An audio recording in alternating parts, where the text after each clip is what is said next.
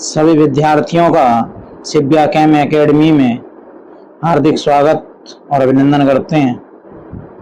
आज हम कक्षा 10 का अध्याय 4 कार्बन एवं उसके यौगिक इस अध्याय का अध्ययन करेंगे और बहुत ही महत्वपूर्ण चैप्टर है। हमारी साइंस का रसायन विज्ञान का आखिरी पाठ है। ध्यान से देखेंगे इस पाठ के लिए। ये चीज़ें यहाँ से बहुत आती हैं। देखिए, सिंपल सी अगर हम बात करें तो यहाँ जो है कि अब सिंपल सी बात करेंगे तो हम यहाँ देख रहे हैं क्या कि ये वाला जो स्ट्रक्चर है, ये इस स्ट्रक्चर में यहाँ कार्बन दे रखा है और ये क्या दे रखा है, ये भी कार्बन दे रखा है। यानी कि कुल मिलाकर ये जो अणु सूत्र है, कार्बन के कितने मॉलिक्यूल हैं? 2। और हाइड्रोजन कितने हैं? हाइड्रोजन देख रहे हैं आप 6। ठीक है, यानी कि ये फार्मूला हो गया तुम्हारे की एथेन का। किसका हो गया? एथेन। कार्बन के 2 और हाइड्रोजन के 6 अणु हैं, है ना। अब देखेंगे आगे, हम चैप्टर में आगे समझेंगे, समझने का प्रयास करेंगे लगातार। चलिए, कार्बन के यौगिक। सबसे पहले हम कार्बन की बात जान रहे हैं। कार्बन एक अधातु है और इसका प्रतीक सी है। कार्बन एक अधातु है और इसका प्रतीक सी है। सी किससे लिया गया है? सी अगर हम लिखें तो कार्बन ऐसे लिखा जाएगा और कार्बन का हमने क्या ले लिया है? सी। सी आ गया। सर्वतोमुखी तत्व कार्बन वो प्रॉपर्टी में खनिज के रूपों में 0.02% तथा वायुमंडल में कार्बन डाइऑक्साइड के रूप में 0.03% उपस्थित है। जो कार्बन है हमारा वो 0.02% है, कार्बन डाइऑक्साइड 0.03% है, उपस्थित है। सभी सजीव पौधों और जंतुओं का शरीर कार्बन यौगिकों का बना होता है। जितने भी हमारे जो देख रहे हैं, हम पौधे देख रहे हैं, जंतु देख रहे हैं, इनका सभी का शरीर कार्बन यौगिकों का बना होता है। अगला पॉइंट है कार्बन में 6 संयोजी बंध। कार्बन की परमाणु संख्या होती है 6। कार्बन की परमाणु संख्या होती है 6 और जो कार्बन है वो कार्बन हमारे किसका तत्व है? पी ब्लॉक का। कार्बन जो है हमारे आवर्त सारणी में पी ब्लॉक का तत्व है। ठीक है, और इसका परमाणु क्रमांक है 6 और यही इसकी परमाणु संख्या है। अगर इसको हम इस क्रम में बांटें कि आपने देखा होगा, पढ़ा होगा, यहाँ ये नाभिक है और नाभिक के ये क्या हो गई? सेल हो गई। इसी प्रकार से एक सेल और हो गई, ये आपने पढ़ा होगा 9th में। इसी प्रकार से एक सेल और हो गई, ये सेल हो गई। इसी प्रकार से एक सेल और हो गई, ये सेलों का प्रक्रम आपने पढ़ा होगा। तो जो पहली वाली सेल है, ये वाली जो सेल है, ये तो नाभिक है। इसके बाद यह थोड़ा सा ये जो पहली सेल है इसकी हम बात कर रहे हैं। अरे फिर गलत हो गई ना, क्या है भाई? देखें, ये जो सेल है, इस सेल की हम बात करें। ये सेल है के, पहले नंबर वाली सेल। दूसरे नंबर वाली सेल क्या है? दूसरे नंबर वाली सेल को हमने एल कहा, तीसरे नंबर सेल को एम कहा, अगली वाली को एन कहा।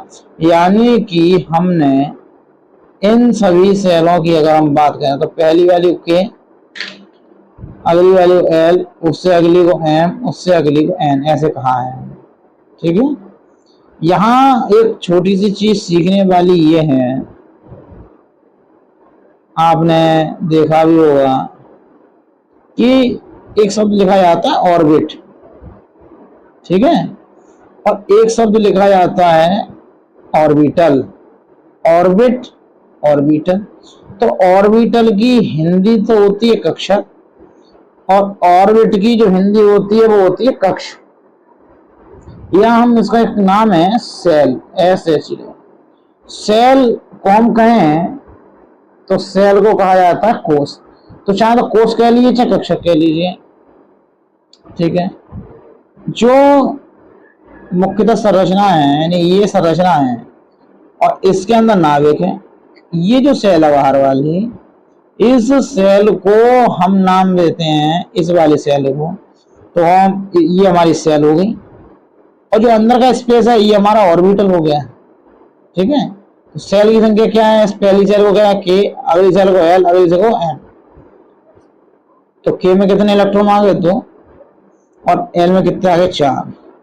अब ये जो एल है, एल जो है दे रखा है, यानी कि जो एल कक्षक है ये वाला एल, और ये क्या है के, ये वाला हमारा के है, इसको भी नहीं, ये क्या है हमारा एल, के और एल। इसकी कक्षा को पूरा करने के लिए 8 इलेक्ट्रॉन की आवश्यकता रहेगी।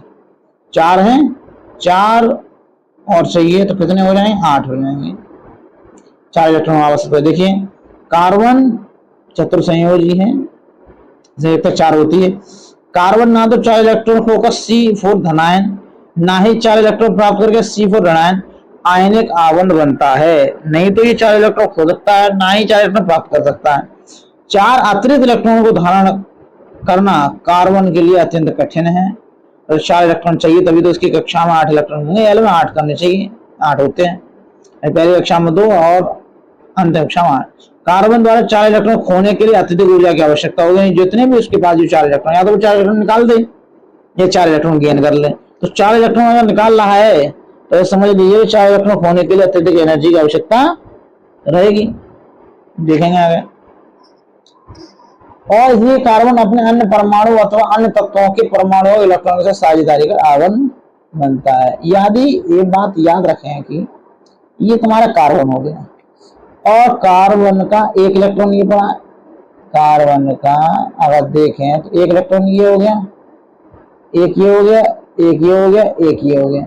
मैंने तो समझने के लिए बना दिए रखें। अगर यहाँ 1 इलेक्ट्रॉन कोई दे दे, 1 इलेक्ट्रॉन कोई दे दे, 1 इलेक्ट्रॉन और कोई दे दे, 1 इलेक्ट्रॉन कोई और दे दे, मानकर चले ये इलेक्ट्रॉन H ने दिया, ये इलेक्ट्रॉन H ने दिया, ये इलेक्ट्रॉन H ने दिया और ये इलेक्ट्रॉन H ने दिया। H के बाद इलेक्ट्रॉन, तो ये आपस में एक बॉन्ड ये बनाएगा, एक बॉन्ड ये बनाएगा, एक बॉन्ड ये बनाएगा, एक बॉन्ड ये बनाएगा। तो हाइड्रोजन की कक्षा में कितने इलेक्ट्रॉन हो रहे हैं 2, और कार्बन के कितने हो रहे हैं, एक तो इसका ही था 4 और 4 8 हो रहे हैं। ठीक है ना। अब क्या कर रहे हैं, इस प्रकार से बॉन्ड बना देता है। एक ही प्रकार विभिन्न प्रकार के परमाणुओं के इलेक्ट्रॉन की साझेदारी बने आवंत को सहसंयोजी आवंत, यह बात इंपॉर्टेंट है। एक ही प्रकार या विभिन्न प्रकार के परमाणुओं के इलेक्ट्रॉन की साझेदारी से बने आवंत को, मतलब यहाँ पे क्या करा गया है, सहसंयोजी है, उसने भी अपना इलेक्ट्रॉन दिया था, उसने भी हमारा इलेक्ट्रॉन दिया था, यानी कि कार्बन ने भी दिया तो हाइड्रोजन ने भी दिया। अगला पॉइंट है, कार्बन के अतिरिक्त के परमाणु हाइड्रोजन, ऑक्सीजन, नाइट्रोजन, क्लोरीन भी इलेक्ट्रॉन की साझेदारी का आवंत बनाते हैं। देखो यहाँ देखते हैं क्या है, देखिए यानी कि ये H ने अपना 1 इलेक्ट्रॉन दिया तो ये वाला बॉन्ड बन गया, और ये बन गया तो इसको क्या कहा गया है, सहसंयोजी आवंत। क्या कहा है इस वाले बॉन्ड को, सहसंयोजी आवंत। इसी क्रम में hydrogen oxygen O2 double bond, 2 electron share करें, nitrogen triple bond, chlorine Cl single bond Cl। तो जो लगे हुए हैं इनके बीच में सहसंयोजी आवंत है, क्या है, सब सहसंयोजी आवंत। देखेंगे यहाँ देखो H2 एग्जाम्पल, H का ये जो दे रखा है वो 1 है, इसकी हम बात कर रहे हैं। देखो ये H का 1, ये H का 1, दोनों आपस में मिले तो बीच में सारे इलेक्ट्रॉन को जोड़ा हो गया, H इसका इलेक्ट्रॉन यहाँ आ गया, इसका इलेक्ट्रॉन यहाँ आ गया। इसकी बात कर रहा हूँ मैं, यहाँ से इलेक्ट्रॉन आ गया, ये जो इलेक्ट्रॉन है H का, ये जो इलेक्ट्रॉन है इस वाले H का, तो बन गया H2। ऐसे ऑक्सीजन का, ऑक्सीजन की कक्षा में कितना होता है, ऑक्सीजन का मतलब हो गया कितने इलेक्ट्रॉन, ऑक्सीजन का परमाणु क्रमांक कितना होता है 8। तो क्या करेंगे हम, इसको कैसे लिखेंगे, 2,6, क्या इलेक्ट्रॉन चाहिए 2, तो देखो 2 2 4 2 6 6 हो गए। अब ये 2 इलेक्ट्रॉन में शेयर कर लेना, बीच में कितने हो गए 4, तो कैसा बॉन्ड बनेगा, डबल बॉन्ड।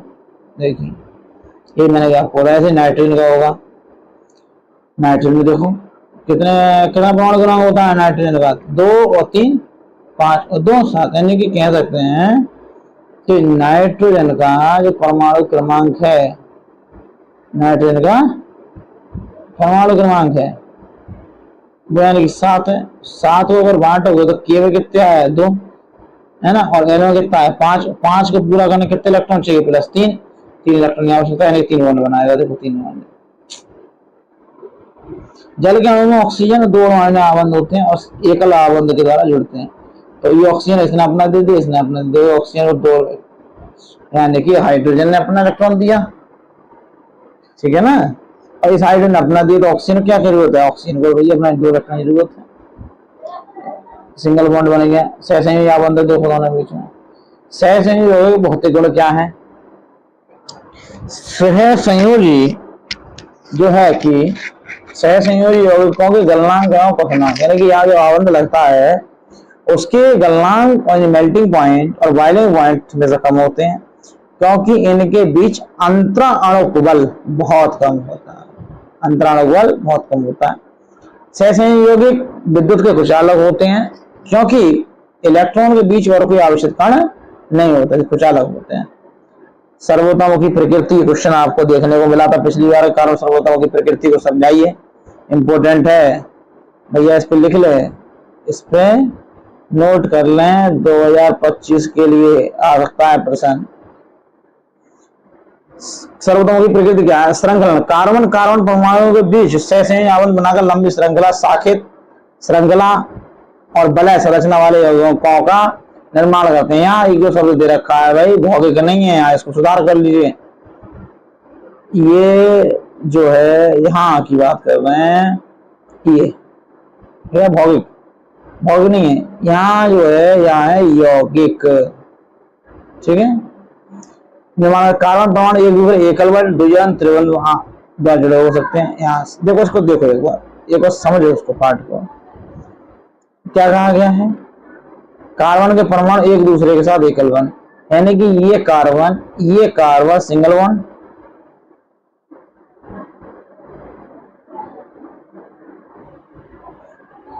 ये carbon double bond, carbon carbon triple bond लग गया, 3 बॉन्ड लगने चाहिए।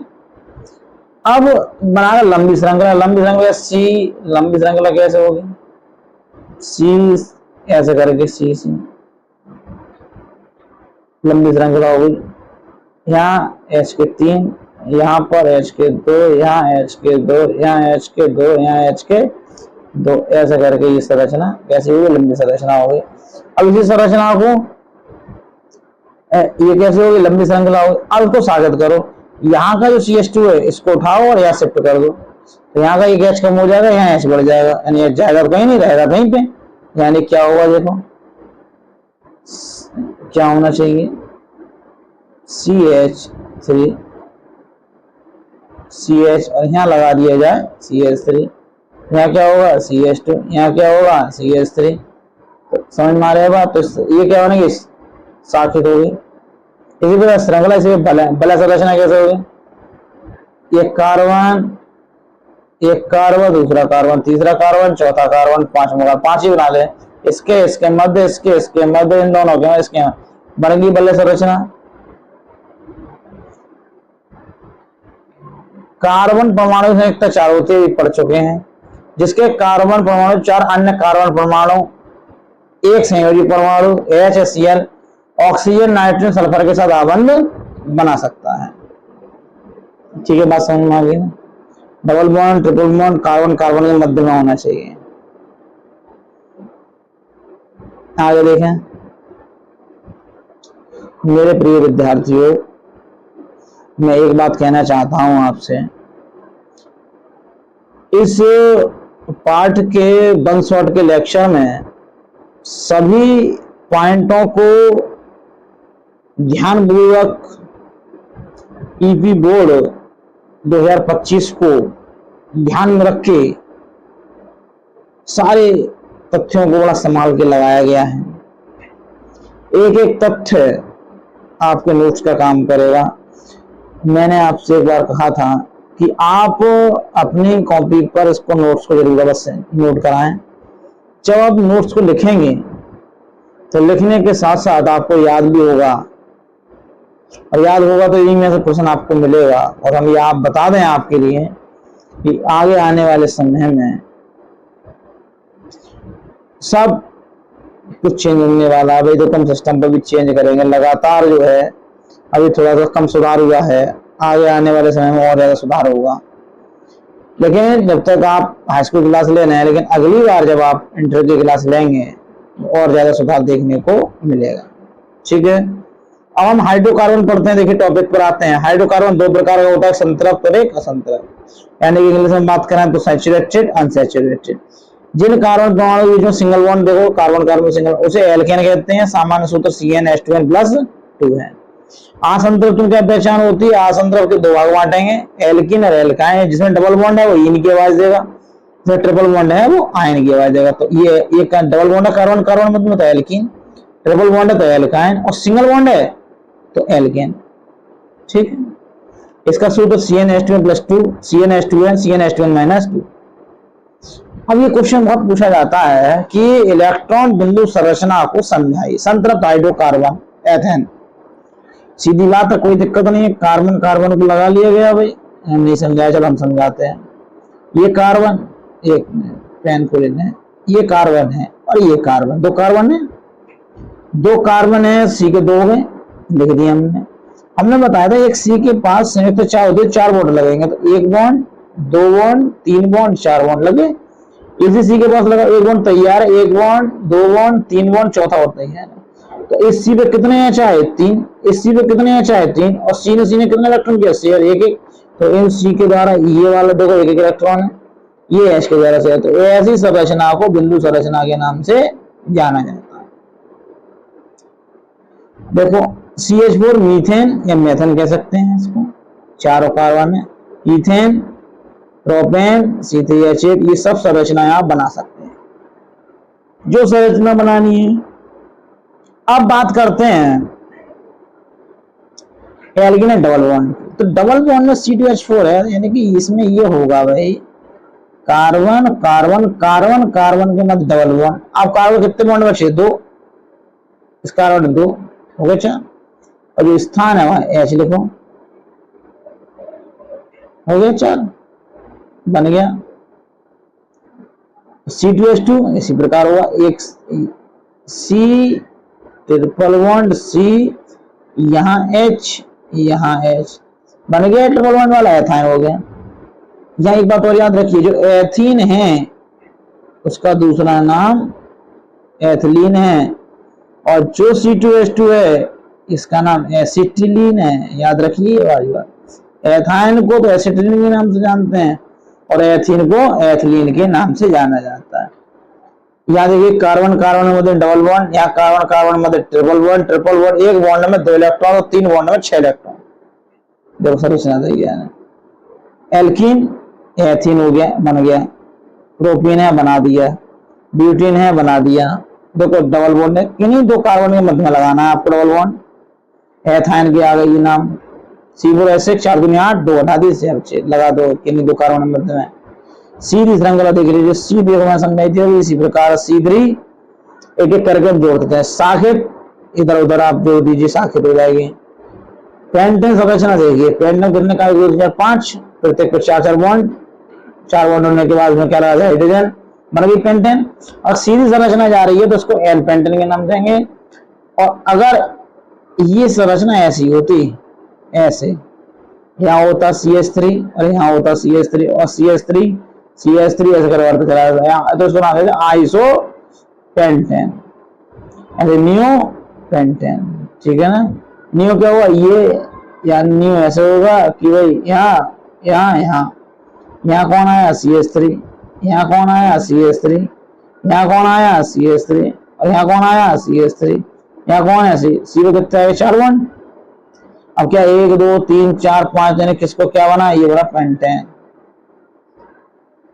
ठीक है, बना लेंगे। बलई संरचना की बात करें, प्रत्येक कार्बन को जोड़ दी, ये संतृप्त है, ये असंतृप्त, तो इसका नाम क्या हुआ? 1 2 3 4 5 6, 6 को क्या नाम देते हैं भाई? 6 को नाम दिया जाता है हेक्सेन। 6 को नाम क्या दिया जाता है? हेक्सेन। और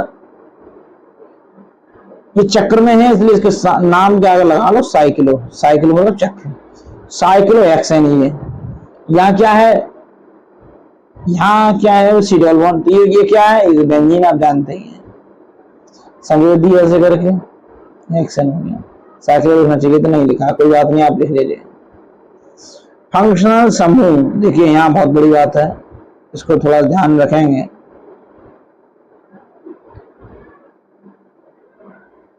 एक मिनट के लिए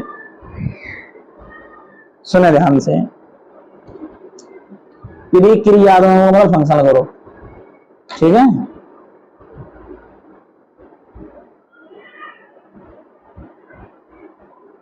फंक्शनल ग्रुप की बात कर रहे हैं। क्रियात्मक समूह श्रृंखला में एक तत्व एक से अधिक हाइड्रोजन को इस प्रकार व्यवस्थित करते हैं कार्बन है तो संतुष्ट रहती है। ऐसे तत्वों को विषम परमाणु कहते हैं। यानी कि आपने देखा कि ये कार्बन है और यहाँ ये इस प्रकार हो गए, यहाँ तुम्हारे की आगे OH, तो ये कार्बन से अलग है ना, तो ये विषम परमाणु हो गया।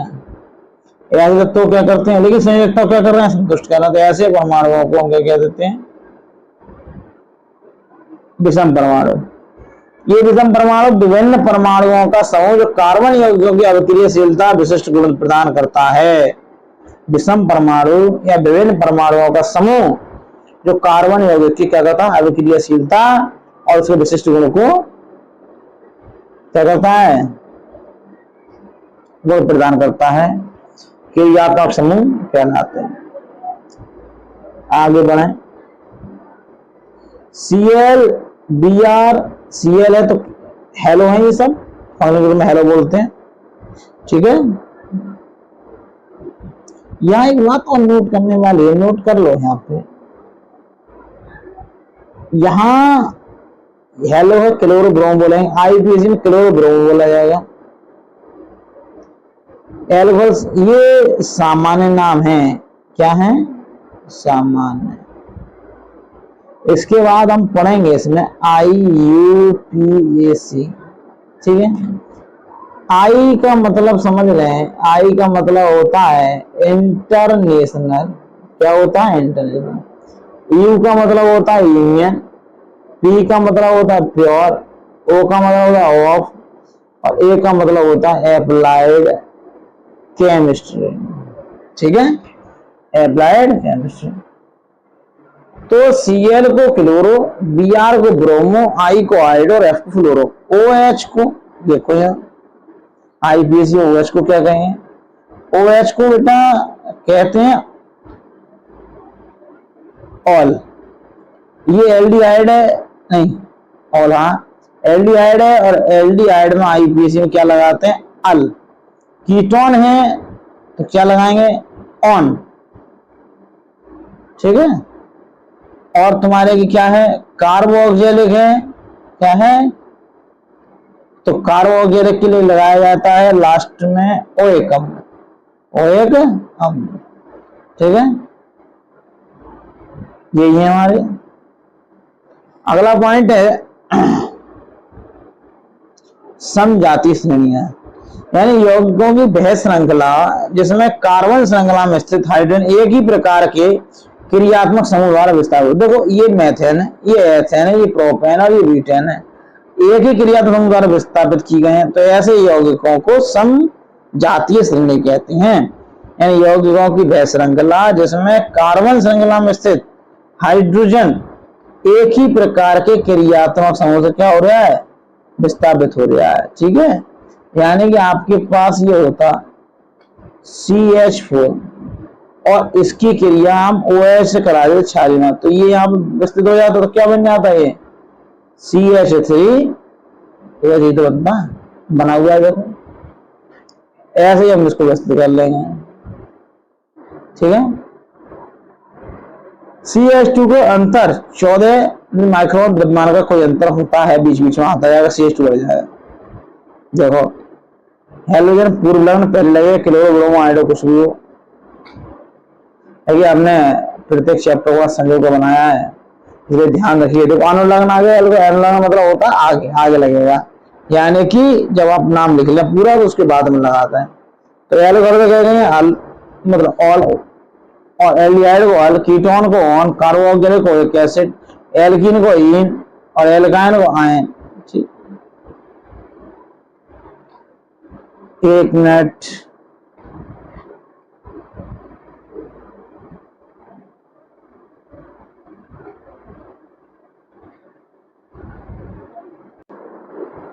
देखें, कार्बन यौगिकों के रासायनिक गुणधर्म को देखेंगे भाई। क्या है? पहली समीकरण अध्ययन जो कि 2024 परीक्षा में आई हुई है। 1 मिनट।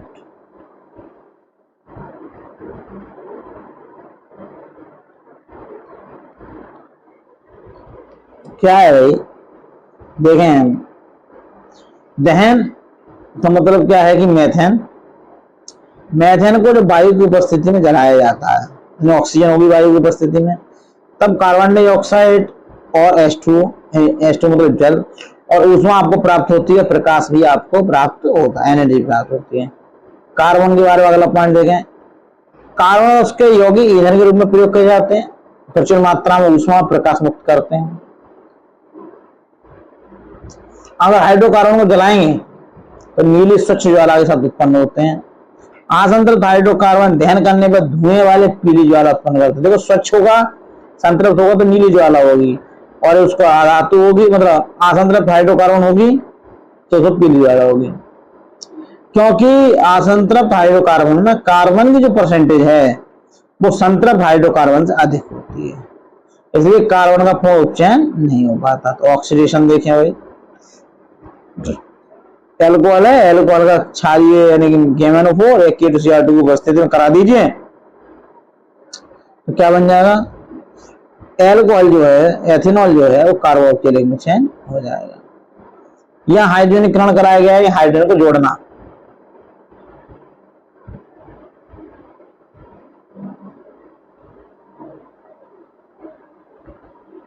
ठीक है ना, यह हाइड्रोजन जुड़ जाएगा और जहां कार्बन कार्बन डबल बॉन्ड है वहां पर एक एक हाइड्रोजन को एडिशन हो जाएगा, ऊपर एडिशन होगा। पैलेडियम निकेल जैसे उत्प्रेरक की उपस्थिति में असंतृप्त हाइड्रोकार्बन हाइड्रोजन को जोड़कर संतृप्त हाइड्रोकार्बन बनाते। वनस्पति तेलों से वनस्पति घी का निर्माण इसी विधि द्वारा किया जाता।